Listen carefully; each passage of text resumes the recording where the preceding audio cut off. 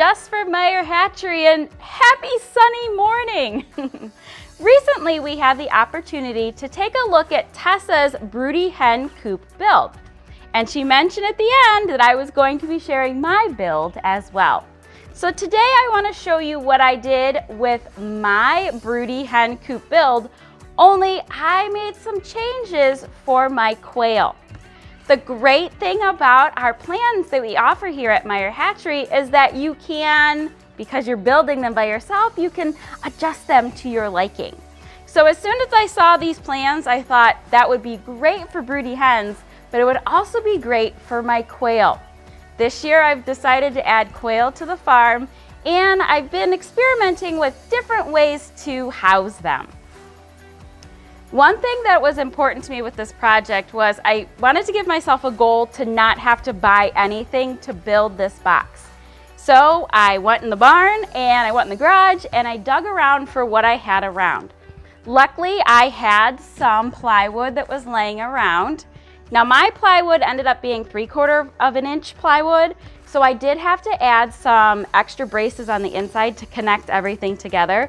But it worked out great using the recycled plywood that I already had here.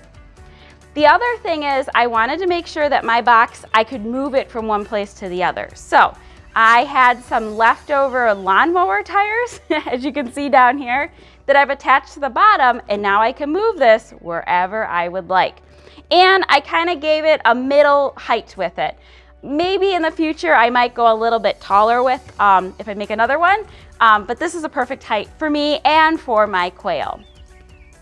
For my front here, I used the hardwire cloth, and I use the hardwire cloth because the quail are small and sometimes they can be escape artists.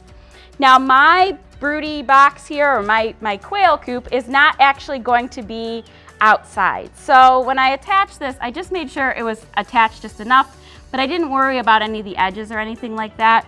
This box here is actually going to be going into a porch type setup, so there's no chance for any animals to get in there. I made sure to use hardware that I had around the house, so I have my hinges in the back. And again, because this isn't going to be outside, I just have a simple latch up front here. If it was going to be outside, then I would definitely put a locking type latch on here.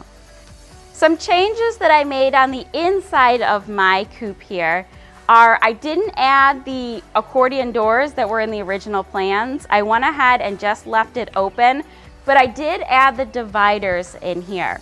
One area will be kind of set up where the quail can lay their eggs. Another area will be where their sand dust bathing area is, and the last area will be just where pine chips are, where they can go back and forth.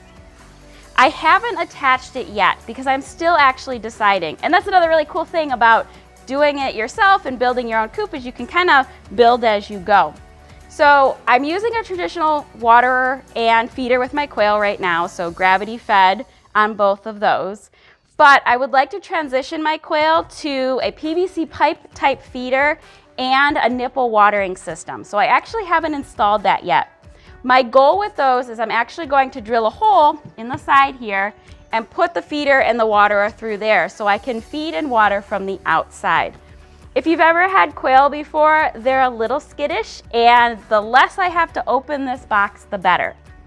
On the inside of my coop, I also added wallpaper. Yes, my quail got wallpaper.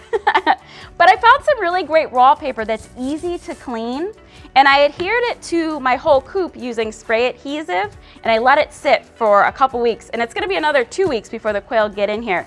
So there's no chance of any fumes or anything being left inside. I wanted to be able to clean the inside of this very easily, and I can wipe down the walls using my wallpaper. I did go ahead and paint the outside with some paint that I had laying around the house. For my lid, I did do something a little bit different. As I said, quail can get a little skittish and they might jump, and sometimes they can hit their head on the top of their coop. So I actually installed some foam at the top here, and this way if the quail hit the top, they're not gonna hurt their head, they're not gonna be hitting wood. And I think this will help them out a lot in their coop setup here. Some things I'm going to add in the future are I'd like to add some lighting to the inside of here, so I will be doing that. And another thing that I may eventually do is add one more hole on this side for a clean out area, so I could actually just sweep the sand out the side. Again, the great thing about building your own coop is that you can adjust as you go. Hopefully I've given you some inspiration to build your own Broody Hen Coop, either how Tessa built hers or maybe with some of the modifications I talked about. I hope you were watching really closely and maybe you spotted this little quail. Recently, Meyer Hatchery's YouTube channel hit 7,000 subscribers. Yay! We so very appreciate all of your love and support. We love sharing our poultry, our do-it-yourself projects, our products and adventures with all of you. To celebrate reaching 7K, we're having a giveaway. In the description below, there is a link. Make sure you click on that. In the link, add the time that you saw the little quail and hit submit. In a couple days, we're going to choose a winner of a $25 Meyer Hatchery gift certificate and a copy of the Broody Hen Coop plans.